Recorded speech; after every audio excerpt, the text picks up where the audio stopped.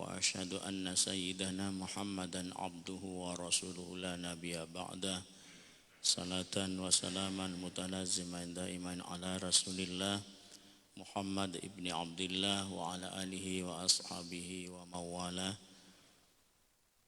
قال تعالى رب اشرح لي صدري ويسر لي أمري واحلل عقدة من lisani yafqahu qawli amma ba'du. Bapak Ibu yang kami hormati, jamaah salat subuh yang dirahmati oleh Allah Subhanahu wa taala, kaum muslimin wal muslimat. Alhamdulillah, pagi hari ini kita bersyukur kepada Allah karena Allah sudah memberikan kesempatan lagi pada kita, kesempatan untuk berbuat baik, dan hari ini oleh Allah dijadikan hari yang baik ya. Mudah-mudahan saja kebaikan-kebaikan yang selama ini Allah berikan kepada kita itu merupakan satu takdir bahwa kita memang orang-orang yang baik di sisi Allah sampai akhir hayat nanti. Dan semoga saja khususnya di pagi hari ini Allah mengampuni segala dosa-dosa dan kesalahan kita. Allah memaafkan segala perbuatan khilaf dan salah yang kita kerjakan, baik yang sudah lama maupun yang baru saja, dan bahkan yang akan kita kerjakan, perbuatan yang tergelincir dari segala aturan Allah, ketetapan Allah, maka semoga Allah mengampuninya, amin ya rabbal alamin.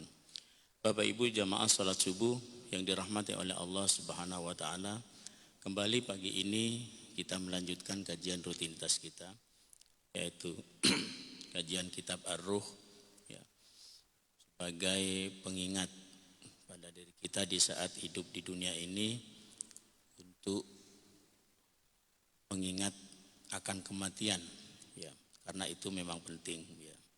Sedikit kami menyampaikan dari sebuah hadis sebelum kita memulai kajian ini, bahwa dulu Siti Aisyah pernah bertanya kepada Rasulullah sallallahu alaihi wasallam. Kata Siti Aisyah, "Ya Rasulullah, apakah ada amalan seperti pahala jihad tetapi tidak berjihad?" Kata Siti Aisyah ketika bertanya kepada Rasulullah, "Ya Rasulullah, apakah ada satu amalan yang pahalanya besar ya, seperti pahala jihad?" Pahala jihad itu cukup besar, tetapi dia tidak berjihad di jalan Allah. Faqala Rasul menjawab, "Ada," kata Rasulullah. "Apa itu?" "Dzikrul mauti 20 marratan lailan yauman wa lailatan." Yaitu mengingat kematian 20 kali sehari semalam, maka pahalanya seperti pahalanya orang yang berjihad di jalan Allah Subhanahu wa taala. Jadi mengingatnya kita akan kematian setiap harinya dalam 24 jam waktu yang kita punya, 20 kali saja, pagi, siang ya, kemudian sore, malam ya. Jangan sampai kita lupakan itu. Maka kita akan mendapatkan pahalanya orang yang sedang berjihad di jalan Allah. Kok seandainya saat itu ketika kita lagi ingat mati, kemudian kita kok mati beneran, maka insya Allah ya, kita sudah dicatat oleh Allah sebagai orang yang berjihad di jalan Allah, seperti halnya para sahabat-sahabat dan para orang Islam terdahulu ya. Kenapa? Karena begitu penting bagi kita untuk selalu mengingat kematian. Bapak Ibu yang kami hormati, mari kita mulai saja. Namun sebelum kita mulai, mari kita baca dulu surat Al-Fatihah, agar segala amaliyah yang kita kerjakan pada hari ini itu oleh Allah segalanya diterima, dan juga harapan-harapan baik doa kita itu diterima oleh Allah, dan segala hal yang akan menimpa kepada kita dari keburukan apapun itu, semoga Allah jauhkan dari kita dan juga keluarga sejauh-jauhnya, amin ya rabbal alamin. Ala hadzin niyah wa ala kulli niyatin shalihatin. Al-Fatihah. A'udzu billahi minasyaitonir rajim. Bismillahirrahmanirrahim. Alhamdulillahi rabbil alamin, arrahmanir rahim, maliki yaumiddin, iyyaka na'budu wa iyyaka nasta'in, ihdinas siratal mustaqim.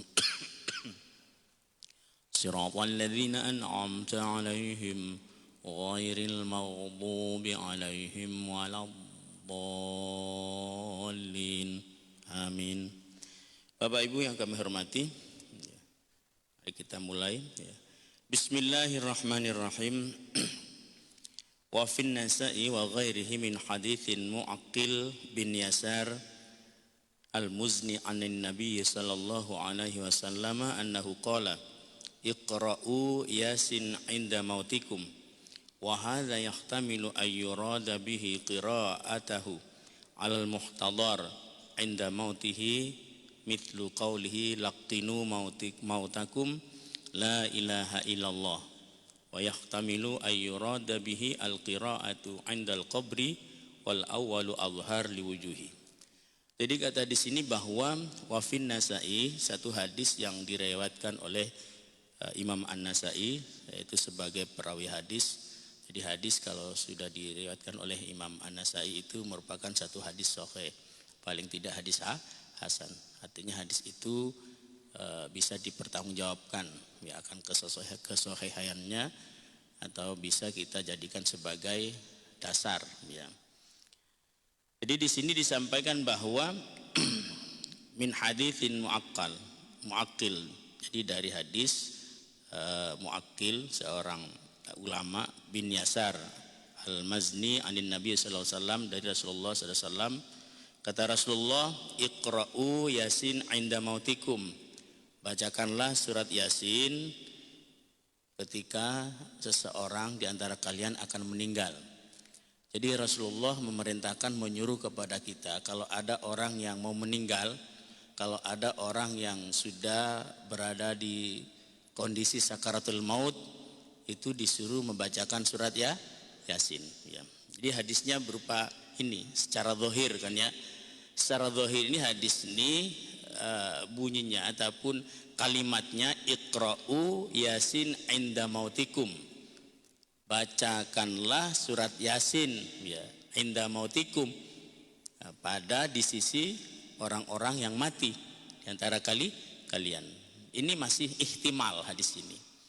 Maksudnya masih ihtimal itu apakah yang diperintahkan Rasulullah sallallahu alaihi wasallam untuk membacakan surat Yasin, ya, pada orang yang meninggal itu di saat dia akan meninggal ataupun ketika dia sudah meninggal. Yang jelas secara zahiriah hadis bahwa Rasulullah itu memerintahkan, ya, di dalam hadis sahih Rasulullah memerintahkan kepada kita agar kita membacakan surat Yasin 'inda mautikum, ya, pada orang yang mati, ya. Kata Rasulullah wa hadza yahtamilu, maka penjelasan hadis ini dijelaskan di setelahnya, wa hadza yahtamilu ayyurada bihi, dan ini yang dimaksud adalah ayyurada bihi qira'atahu 'alal muhtadir, yaitu yang dimaksud Rasulullah menyuruh pada kita untuk membacakan surat Yasin ini 'alal muhtadir, itu pada orang yang akan meninggal, ya.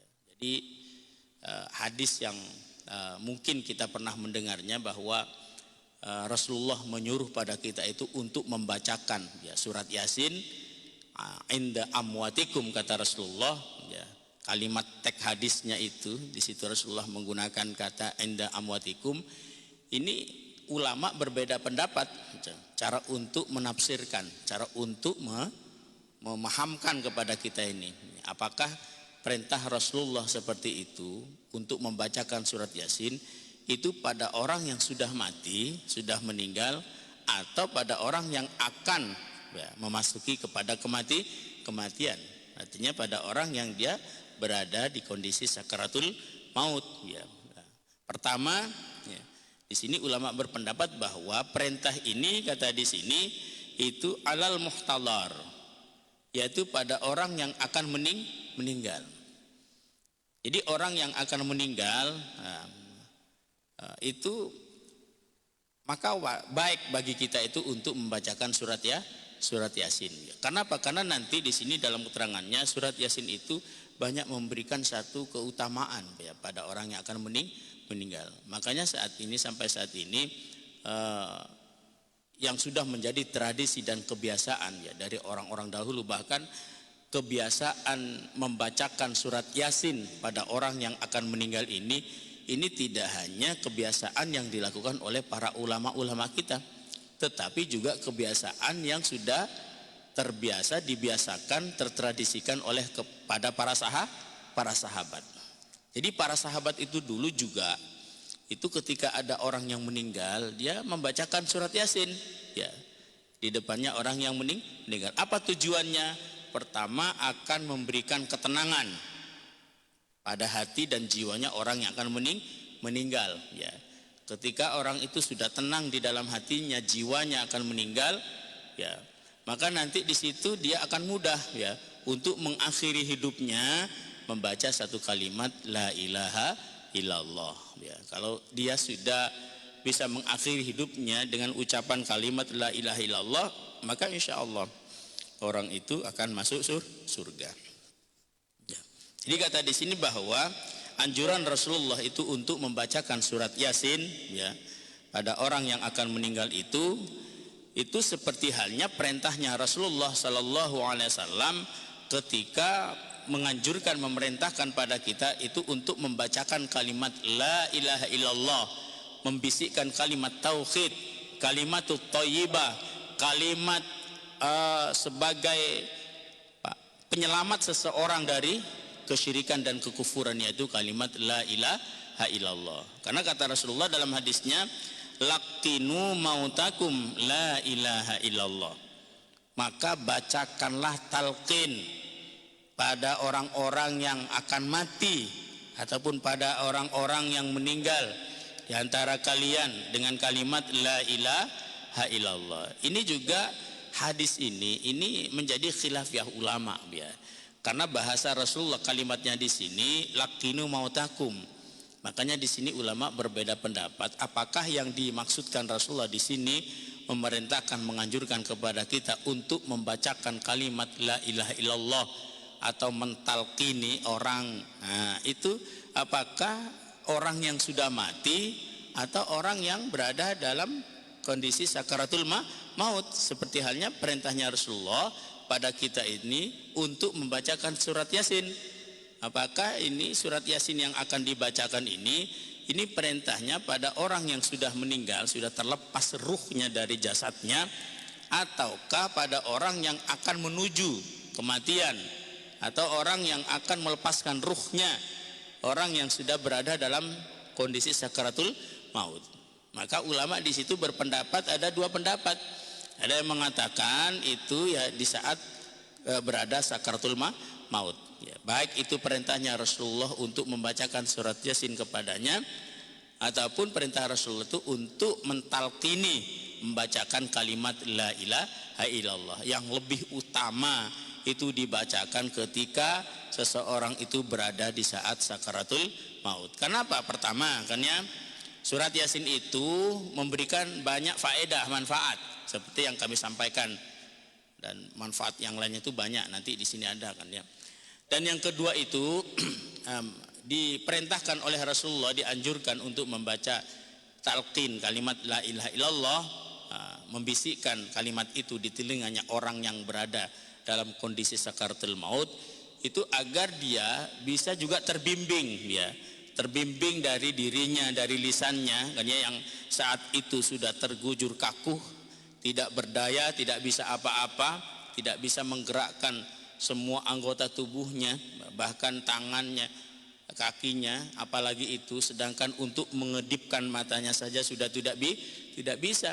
Yang pada saat itu yang masih bisa difungsikan orang yang sudah berada dalam kondisi sakaratul maut itu hanyalah lisannya ya, agar orang itu dia bisa tercatat menjadi orang yang mengakhiri hidupnya ya dengan baik, bisa tercatat menjadi orang yang mengakhiri hidupnya dengan kalimat tauhid, kalimat thayyibah, kalimat yang paling uzma, agung di sisi Allah, yaitu kalimat la ilaha illallah. Maka perlu bimbingan dari orang-orang yang masih hidup ya, dari orang-orang yang berada di sekitarnya, yang menyaksikan, dari keluarganya ya.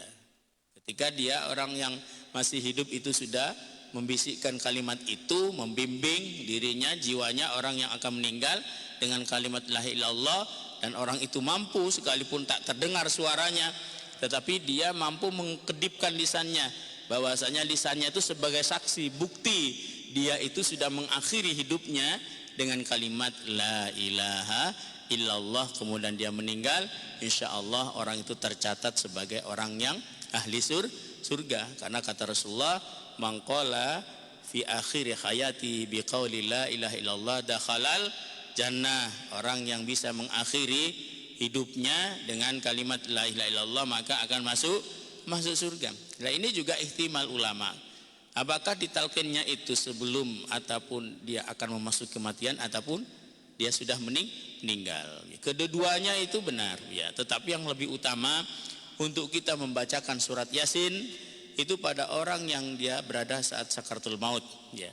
Dan juga untuk kita membacakan talqin, membimbing orang untuk membaca kalimat tauhid la ilaha illallah, itu yang paling utama adalah di saat dia sudah berada di sakaratul maut. Agar apa? Agar dia pertama dibacakan surat Yasin, jiwanya tenang, kemudian dilanjutkan dengan baca kalimat la ilaha illallah. Ketenangan jiwa ini akan membuat seseorang itu yang akan meninggal, dia dengan mudah membaca kalimat la ilaha illallah. Itu yang paling utama.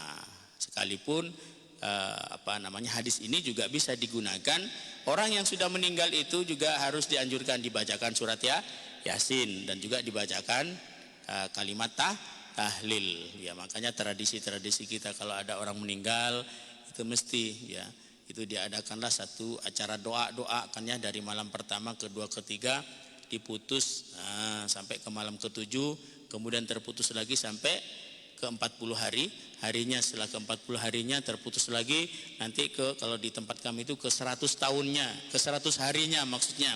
Setelah 100 harinya diputus lagi, baru menuju ke setiap tahunnya. Itu semuanya sama bacaan-bacaan yang dibaca di dalamnya itu ya. Pertama membaca surat awal daripada surat Al-Baqarah, kemudian juga membaca surat Al-Ikhlas serta surat Al-Falaq dan An-Nas ya. Dilanjutkan dengan bacaan tahlil. Apa tujuannya? Secara umum itu tujuannya itu untuk memberikan pahala kesejukan kepada orang-orang yang sudah meninggal ya. Makanya di dalam mengkifayahkan kan ya, mensolati orang mati itu kan di situ ada pertama bacaan surat Al-Fatihah kan ya, takbir pertama. Dan di situ ada empat takbir. Takbir pertama itu surat Al-Fatihah ya. Apa tujuannya? Karena surat Al-Fatihah itu merupakan pusaka doa ya. Yang kedua itu disusul dengan salawat ya. Jangan sampai lupa, jangan sampai membaca doa iftitah kan ya. Seperti itu, disusul dengan salawat. Kenapa? Karena salawat itu sebagai penyejuk pada orang yang meninggal. Dan juga salawat itu multifungsi. Tidak hanya memberikan rahmat, tidak hanya memberikan kebaikan, pahala pada orang meninggal ya. Ketika seorang yang hidup dia membacakan salawat kepada Nabi, dikhususkan, ditujukan untuk orang meninggal, itu tidak hanya memberikan satu pahala, tetapi juga salat fungsinya itu untuk menghapus segala dosa. Dulu di zaman Hasan Al-Basri kan ya, seorang ulama yang terkenal ya, bahkan ulama yang pertama kali dia menjadi madhab ya. Dan juga Hasan Al-Basri itu juga seorang ulama sufi kan ya.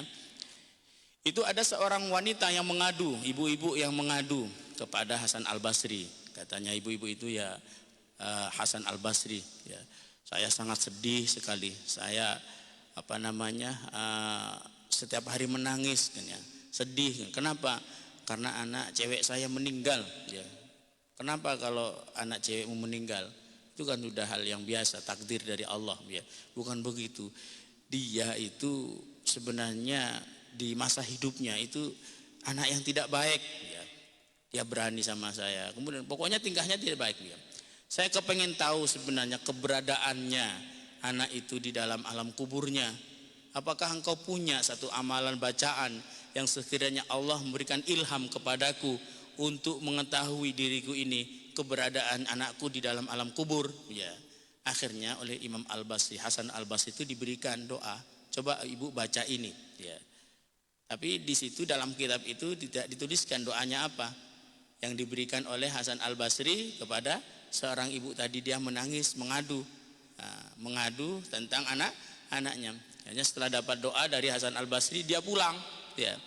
Setelah pulang dibaca, ya, dapat 7 hari baca, dia oleh Allah diberikan ilham. Datang di dalam mimpinya bahwa anaknya itu dibelenggu oleh Allah, dirantai, disiksa oleh Allah. Artinya anak itu mendapatkan azab. Setelah tahu demikian, akhirnya dia melapor lagi kepada Hasan Al-Basri. Ya Hasan Al-Basri, tolong doakan anak saya, karena anak saya mimpikan, karena diilhami oleh Allah, dia sedang dibelenggu oleh Allah. Hanya ibu itu dia nangis, tambah nangis, berseduh-seduh kan ya, nangisnya. Ya. Kemudian ya udah, bagaimana lagi, saya tidak bisa berbuat apa-apa karena itu sudah ketentuan dari Allah. Yang terpenting bagi kita saat ini, sebelum kita, ibu dan saya meninggal, itu maka memperbanyaklah kebaikan, amal baik ya, agar Allah betul-betul menjadikan kita orang yang dibahagiakan, diselamatkan nanti dari azab Allah di dalam kubur. Akhirnya dia pulang. Setelah dia pulang, beberapa hari kemudian Hasan Al-Basrinya dia bermimpi kan ya. Dapat 3 hari Hasan Al-Basri bermimpi didatangi cewek tadi itu yang dia meninggal. Justru dia datang kepada Hasan Al-Basri itu dengan penampilan yang begitu mulia kan ya. Jadi dia datang padanya tersenyum, kemudian berpakaian surga kan ya, berpakaian sutra, kemudian pokoknya datang kepadanya itu menjadi orang yang baik ya. Sampai Hasan Al-Basri itu dia bingung, loh, kamu kan anaknya ibu itu? Iya katanya. Kamu dimimpikan oleh ibunya, ibu kamu ini kamu disiksa oleh Allah. Tapi saat ini kenapa kamu datang kepadaku? Kamu itu menampakkan orang yang oleh Allah justru diberi kenikmatan. Ya benar kan. Tetapi ketika setelah ibuku dia beberapa hari tidak membacakan doa padaku, setelah dia ditampakkan oleh Allah, diilhamkan dari mimpinya ya akan keberadaanku bahwa aku itu disiksa oleh Allah.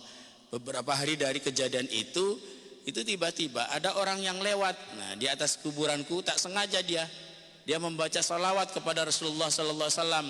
Sallallahu ala Muhammad, sallallahu ala Muhammad, sallallahu ala Muhammad, sallallahu ala Muhammad, sampai dia keluar dari area kuburan.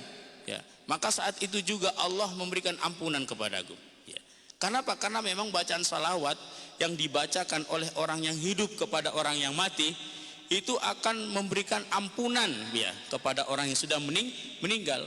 Bahkan jaminannya itu seandainya ada seseorang yang dia membacakan salawat kepada keluarganya yang mati, itu tidak hanya keluarganya yang mendapatkan ampunan dari Allah dari keutamaan salawat, tetapi juga tetangga-tetangganya. Bahkan di situ dijaminkan 5.000 orang nanti isu akan mendapatkan ampunan dari Allah SWT. Sehingga wanita tadi itu yang dibelenggu oleh Allah, akhirnya Allah memerintahkan pada malaikat agar melepaskan belenggunya. Karena apa? Karena dari keberkahan orang yang baca salat yang tidak sengaja dia lewat di area kuburan. Itu apa? Bahwa memang keutamaan salawat itu begitu besar. Makanya di dalam rangkaian sholat jenazah itu, di takbir pertama itu Al-Fatihah, karena itu merupakan satu puncak daripada doa, kemudian disusul dengan salawat, karena salawat itu nanti yang akan berikan ampunan dari keberkahannya, syafaatnya Rasulullah. Maka salawat itu nanti akan memberikan ampunan kepada orang yang meninggal ya. Kemudian baru disusul dengan doa sesuai orang yang mati itu. Kalau dia perempuan ya doanya Allahumma ghfir laha warhamha wa'afiha wa'fu anha. Kemudian juga disusul dengan doa lagi, yang terakhir baru ditutup dengan salam ya. Jadi isi daripada rangkaian ibadah sholat jenazah itu Fatihah, sholawat, kemudian doa, itu karena memang semuanya itu merupakan satu bacaan ya, yang akan bisa memberikan kebaikan dan keselamatan pada orang yang meninggal ya. Seperti itu ya. Maka sangat disayangkan sekali ketika ada orang mengatakan bahwa doa-doa kita kepada orang meninggal itu tidak akan pernah nyampe. Bagaimana mungkin tidak nyampe, sedangkan sholat jenazah itu kita mendoakan tuh mereka sudah meninggal ya, seperti itu. Jadi memperbanyak membaca salawat kita khususkan pada orang meninggal, itu akan bisa memberikan ampunan pada orang yang sudah meninggal. Tidak hanya salawat, ya. Di antaranya adalah surat Yasin dan juga membacakan kalimat la ilaha illallah. Seperti halnya hadis yang ada di sini yang kami bacakan, kata Rasulullah, bacakanlah surat Yasin pada orang-orang yang mati di antara kalian. Ya, sekalipun di sini ihtimalnya ulama, ikhtilafiyahnya ulama, ada yang mengatakan di saat akan meninggal dan juga ada yang berpendapat sekalipun dia sudah meninggal maka bagi kita itu dianjurkan untuk membaca surat Yasin. Makanya di acara-acara tahlilan kita yang sudah menjadi tradisi kan ya, sebelum membacakan tahlil itu dibacakan dulu surat Yasin. Karena memang apa? Karena surat Yasin itu seperti apa yang kami sampaikan tadi, itu banyak memberikan keutamaan. Apalagi Rasulullah SAW mengatakan bahwa Yasin itu merupakan qalbul Quran, adalah hatinya Al-Quran. Bapak Ibu yang kami hormati. Kemudian kata di sini asani yang kedua, kenapa kok harus dibacakan surat Yasin? Ya. Manfaatnya ini diantaranya, intifa'ul muhtadir bihadis surah. Ya. Manfaatnya pada orang yang meninggal untuk dibacakan surat ini, lima fiha minat tauhid. Karena di dalam surat Yasin itu mengandung banyak hal. Pertama, surat Yasin itu mengandung at-tauhid, ketauhidan kepada Allah. Jadi di dalamnya surat Yasin itu yang hanya beberapa surat yang sering kita baca kan ya, bahkan mungkin di antara kita hafal karena dari seringnya baca ya. Itu di dalamnya banyak mengandung segala hal ya. Pertama kata di sini kata Rasulullah bahwa surat Yasin itu lima fi minat tauhid, yaitu di dalamnya mengandung tauhid. Yang kedua wal mi'ad, dan mengandung ancaman ya kan ya. Mungkin kalau kita baca surat Yasin sampai kepada ayat yang di situ ada sakta kan ya, itu juga merupakan satu ayat yang mengandung ketauhidan.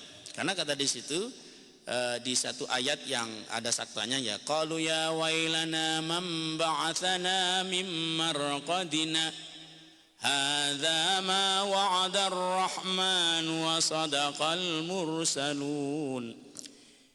Itu kan satu keluhannya kan ya, orang-orang nanti yang sudah dibangkitkan oleh Allah. Kata Allah, qalu, mereka semua mengatakan ya wailana man ba'atsana hadza mim marqadina hadza. Aduh, siapa ini yang membangkitkan saya dari tempat tidurku ya.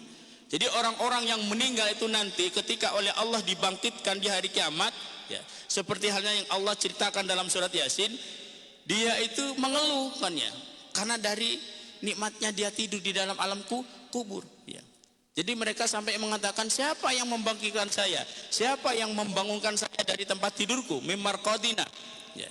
Makanya di situ disakta kan ya, disakta. Sakta itu berhenti tanpa bernafas agar tidak tercampur artinya di situ antara kalimat pertama mimar qadina yang itu adalah ucapan orang-orang yang dibangkitkan nanti dari alam kuburnya oleh Allah, dengan ucapannya para malaikat.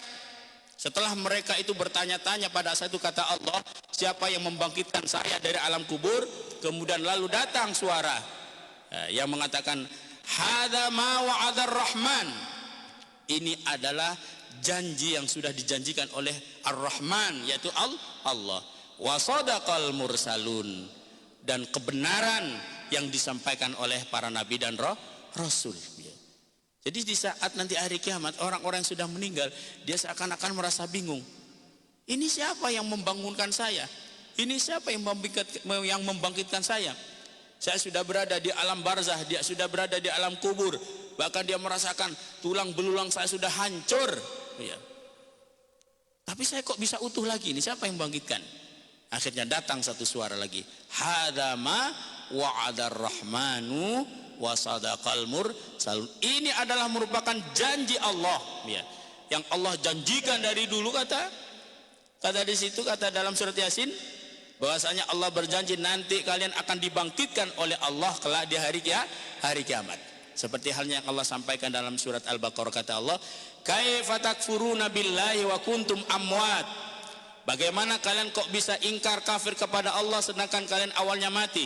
Fahyakum, lalu dia Allah menghidupkan kalian. Tsumma yumitukum, kemudian Allah mematikan kalian.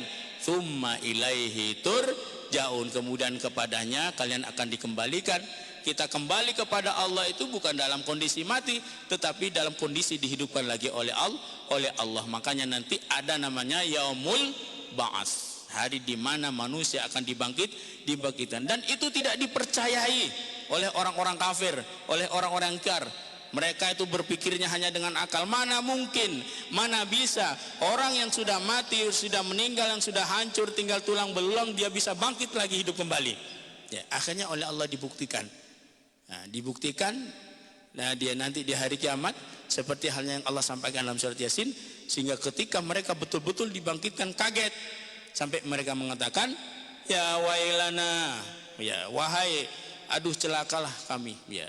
Siapa mimmar qadina hada, man ba'atsana mimmar qadina hada, siapa ba'atsana yang telah membangkitkan kita ini, mimmar qadina, dari tempat tidur kami, dari kematian kami. Akhirnya dijawab oleh Allah, hada ma wa'adar rahman wa sadaqal mursalun. Ini adalah merupakan satu janji Allah SWT. Itu menunjukkan bahwa di dalam surat Yasin itu pertama mengandung tauhid. Dan yang kedua, dalam surat Yasin itu mengandung ancaman. Jadi kalau kita baca nanti surat Yasin, itu di dalamnya ayat-ayatnya itu juga mengandung ancaman. Tentunya ancaman-ancaman pada orang yang kufur, yang ingkar. Ya. Dan yang kedua, yang ketiga itu surat Yasin mengandung al-busyra bil jannah, kabar gembira.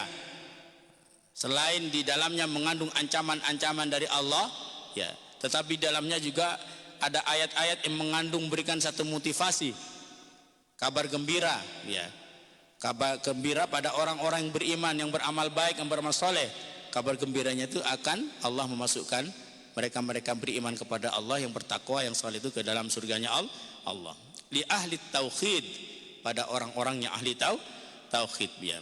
Jadi dalam surat Yasin itu disampaikan, kata di sini, ya laita qaumi ya'lamun, seandainya, kata Rasulullah, kaumku tahu mengerti, ya, bahwasanya memang betul-betul nanti Allah akan membangkitkan orang-orang yang sudah meninggal.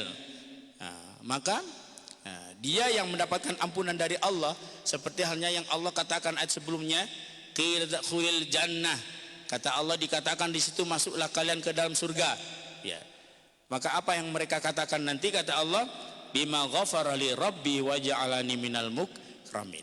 Mereka mengatakan bahwa ini balasan Allah, ampunan Allah kepada kami merasakannya karena apa? Karena kami sudah dulu waktu hidup di dunia menjadi orang-orang yang soleh dan taat, akhirnya Allah memuliakannya.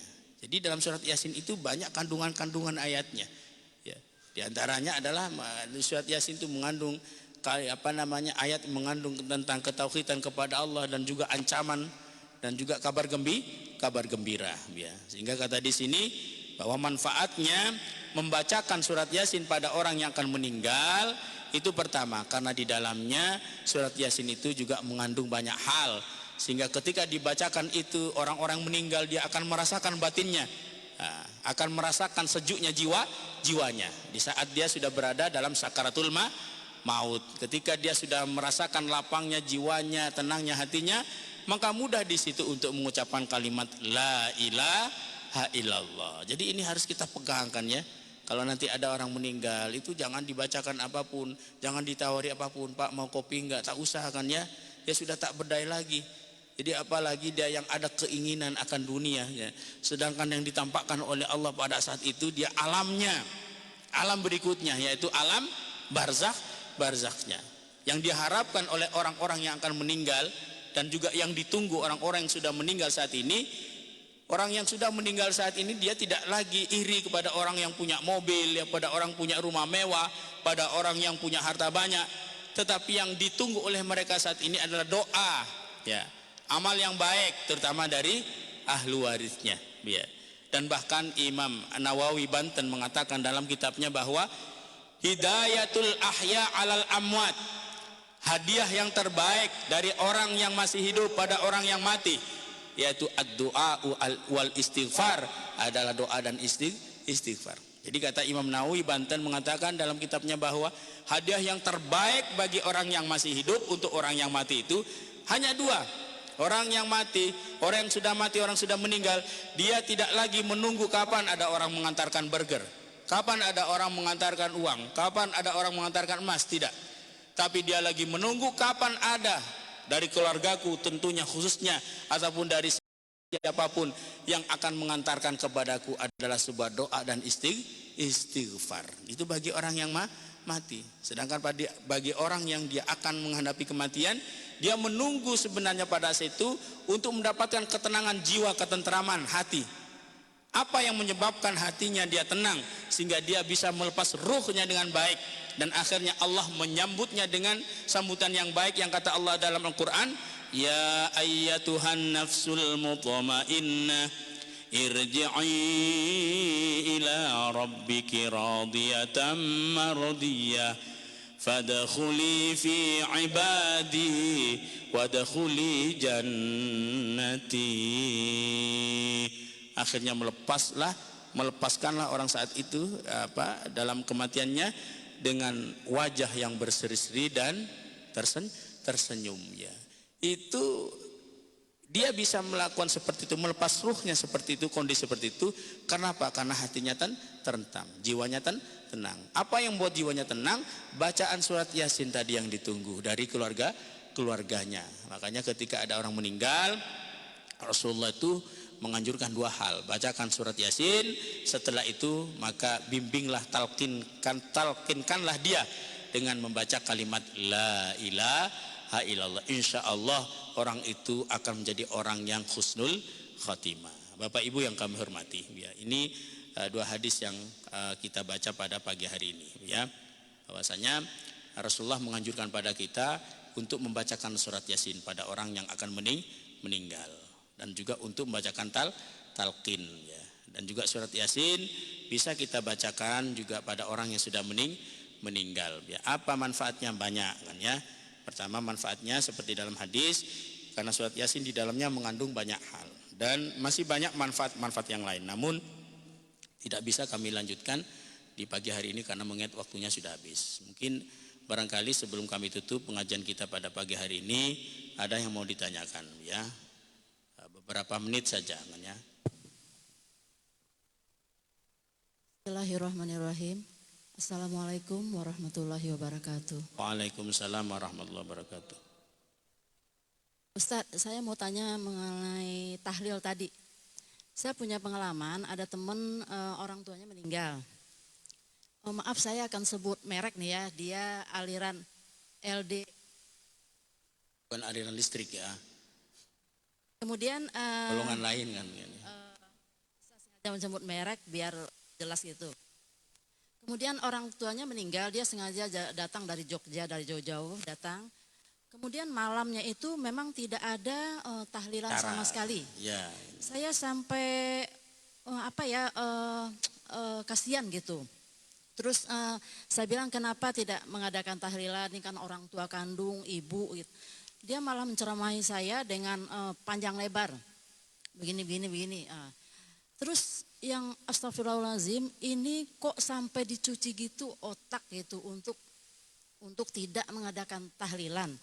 Apa itu memang dia punya dasar apa yang pernah waktu itu Rasulullah melakukan atau bagaimana? Kemudian ada satu lagi yang saya menyebutkan merek juga, nah itu juga sangat anti untuk mengadakan tahlilan ketika ada sanak famili kita yang meninggal. Sementara saya pernah mendengar beberapa ustadz, contoh Ustadz Abdul Somad, itu sangat menganjurkan untuk mengadakan tahlilan. Nah sekarang kita untuk meninggalkan wasiat ke keluarga kita, nanti setelah kita meninggal mana yang diikuti nih? Apa kita harus, maksudnya gini, kalau saya meninggal nanti tolong tahlilan, kan gitu. Atau memang mengadakan tahlilan itu semacam dosa gitu. Nah itu Ustadz, mana yang akan kita ikut pilih? yang tahlilan saja, kan, ya. Kalau kami sarankan ikut Terima yang kasih. tahlilan Assalamualaikum saja, warahmatullahi ya. wabarakatuh. Karena apa? Karena artinya bahwa ulama-ulama kita dulu itu membacakan doa-doa surat Yasin pada orang meninggal itu bukan tidak berdasar, berdalil dia itu, kan, ya.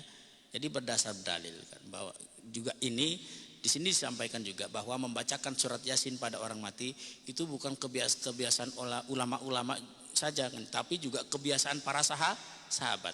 Jadi para sahabat itu dulu juga ketika ada orang meninggal, dia dibacakan surat Yasin kan ya. Dia dibacakan juga tahlil seperti itu. Nanti di sini ada dalam hadisnya. Jadi semuanya itu adalah bersumber dari hadis. Makanya kami tadi menyampaikan sangat disayangkan sekali ketika ada orang yang dia berpikiran kan ya, bahwasanya ketika ada orang meninggal sudah tak usah lagi kita untuk mendoakannya kan ya, karena beranggapan bahwa itu tidak akan nyampe. Itu sangat disayangkan sekali. Kenapa? Karena pertama kan ya, kok seandainya tak nyampe itu, lalu sholat jenazah itu, nah itu apakah juga tidak akan nyampe yang di dalamnya ada surat Fatihah, ada salawat, semuanya kan tujuannya untuk mendoakan dia yang sudah meninggal. Jadi sholat jenazah itu orangnya sudah tak ada ya, bukan orangnya masih hidup, tapi sudah tak ada ya, seperti itu kan ya.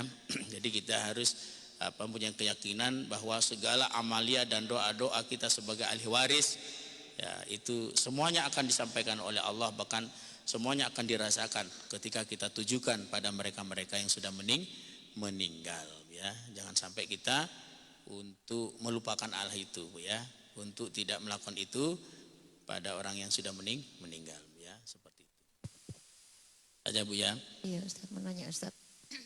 Bismillahirrahmanirrahim. Assalamualaikum warahmatullahi wabarakatuh. Assalamualaikum. Ini Ustaz menanyakan, yang mana bagusnya kita bacakan Yasin pada saat mayat itu sebelum dimandikan atau sesudah dimandikan? Apakah ada pengaruhnya sebelum atau sesudah dimandikan, daripada kan kadang-kadang sambil menunggu gitu. Terus yang kedua itu harta, maksudnya baju-baju misalnya, atau ya ada barang-barang koleksi pribadi mayat atau mayit, itu sebaiknya kapan kita sedekahkan gitu, supaya artinya dia tidak numpuk aja di rumah dan bisa dapat pahala buat si mayit. Demikian Ustaz. Jadi kapan seharusnya yang utama kita untuk membacakan surat Yasin ya pada orang yang sudah meninggal? Apakah di saat dia sudah rapi tinggal diantarkan ke alam kubur kan ya, ataukah mungkin baru saja dia meninggal lalu kita langsung bacakan surat Yasin kan ya? Itu khilafiyah ulama itu di situ, kedua-duanya boleh. Cuman yang lebih utama itu di saat dia sudah akan diantarkan ke, artinya sudah dimandikan. Karena kalau dia sudah dimandikan, dia sudah dalam keadaan suci ya. Sekalipun sebelum dimandikan kita juga diperbolehkan ya untuk membacakan surat Yasin. Tapi yang paling utama memang ketika dia sudah dimandikan. Karena apa? Karena membaca surat Yasin itu merupakan satu ibadah kan ya. Dan ibadah itu tentunya itu butuh kesucian ya. Jadi kita melakukan ibadah itu kan juga butuh suci. Begitu juga orang yang akan dibacakan surat Yasin, tahlil sebagainya, yaitu yang paling utama juga dalam keadaan suci. Makanya untuk membacakannya itu yang paling utama, yang paling baik itu di saat mayit sudah dimandikan. Karena saat itu dia sudah suci ya. Sekalipun boleh-boleh aja sebelum dimandikan kita baca. Karena itu juga merupakan satu khilafiyah. Ada yang mengatakan itu diantara imam madhab itu juga demikian. Jadi tidak ada yang sampai mengatakan bahwa itu tidak boleh dibacakan sebelum kan ya. Itu boleh, tapi yang lebih utama itu ketika dia sudah dimandikan ya, seperti itu. Ini itu saja ya. Dan yang kedua itu untuk harta peninggalan tirkah kan ya, pada orang yang sudah meninggal, khususnya harta-harta yang sangat erat sekali dengan dia, seperti baju kan ya, kemudian pakaian-pakaian ya. Apakah boleh kita untuk mensedekahkan kan ya, begitu?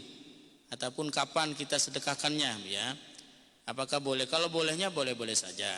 Apalagi itu semua harta itu boleh, cuman jangan sampai melebihi daripada harta waris ya, seperti itu. Jadi boleh memberikan harta orang yang sudah meninggal itu dijariahkan ya, dijariahkan kepada siapa pokoknya agar menjadi amal jari padanya, tetapi jangan sampai harta yang diberikan kepada orang ataupun kepada siapa itu melebihi daripada harta waris ya, seperti itu. Dan kapan baiknya untuk diberikan? ya di saat dia sudah meninggal ataupun mungkin nanti menunggu ketika dia sudah dikuburkan ya, kita bagikan padanya. Tapi kalau kita membagikan itu juga kita harus betul-betul jangan sampai terlalu teledor kan ya. Artinya jangan berikan sembarang orang ya. Sekiranya harta itu yang diberikan, yang kita berikan itu betul-betul orang yang bisa manfaatkan agar betul-betul harta itu bermanfaat. Ketika bermanfaat terpakai terus, digunakan terus pada orang yang kita sedekahkan, maka di situ nanti yang akan menjadi amal jariah pada orang yang meninggal. Yang jelas bahwa tetap ketika ada orang meninggal siapapun dia, itu harus mensisakan harta waris yang akan dibagikan kepada ahli waris. Tidak boleh menghabiskan semua hartanya untuk dibagikan, sedekahkan pada orang lain. Ya, kenapa? Karena yang lebih utama di situ mewariskan kepada anaknya. Dulu pernah terjadi zaman Rasulullah. Ada sahabat mengadu kepada Rasulullah, "Ya Rasulullah, orang tua saya meninggal, semua harta akan saya wariskan." "Apakah orang tua punya anak?" kata Rasulullah. "Ada." "Tak usah. Yang lebih utama anakmu itu, bagikan hartanya kepada mereka." Akhirnya turunlah ayat tentang waris ya, sehingga masih boleh di situ membagikan harta, tapi asalkan tidak melebihi daripada 1/3 daripada harta waris ya. Jadi kalau ditanya kapan dibagikan yang paling bagusnya, ya kapanpun bisa ya, agar betul-betul ini nanti kita inginkan menjadi amal jariah, ya berikan kalau dia sudah dikubur, dimasukkan ke liang lahat. Tidak perlu nunggu 40 hari atau 7 hari Tak gitu perlu ya itu Ustaz. kan ya, tak perlu ya. Kalau untuk doa-doa ya itu kan satu ketetapan ya yang sudah ditetapkan oleh para ulama. Kita mendoakan dari malam pertama, kedua, dan itu ada hikmah di balik itu kan ya. Seperti mungkin kami pernah menyampaikan, kenapa kok malam pertama, kedua, ketiga, kemudian terputus ke-7 sampai dan terputus lagi sampai ke 40 hari. Karena di masa-masa itu dia lagi menghadapi ujian-ujian yang berat, yaitu pertanyaan-pertanyaan yang kita tahu bahwa di dalam alam kubur semuanya oleh Allah kan ya akan ditanya dengan pertanyaan mar rabbuka wa man nabiyuka wa ma kitabuka. Agar bisa menjawab itu maka perlu dibantu dengan doa. Maka 1 hari, 2 hari, 3 hari, terputus 7 hari, kemudian melompat ke 40 hari baru selesai di dalamnya. Baru nanti penentuan apakah dia akan menjadi orang sa'idun aw syaqiyun, orang yang bahagia, selamat, ataupun menjadi orang celaka. Ya, setelahnya itu kita mengirimkan doa bacaan Fatihah itu hanya untuk meringankan azab di dalam alam kuburnya. Bu ya, mungkin itu saja Bu ya. Kami rasa cukup karena waktunya sudah memasuki jam 6:30. Kita lanjutkan di pertemuan berikutnya. Agar lebih bermanfaat, mari kita tutup dengan doa kafaratul majlis. Bismillahirrahmanirrahim. Subhanakallah wa bihamdik asyhadu an la ilaha illa anta astaghfiruka wa atubu ilaik. Assalamualaikum warahmatullahi wabarakatuh.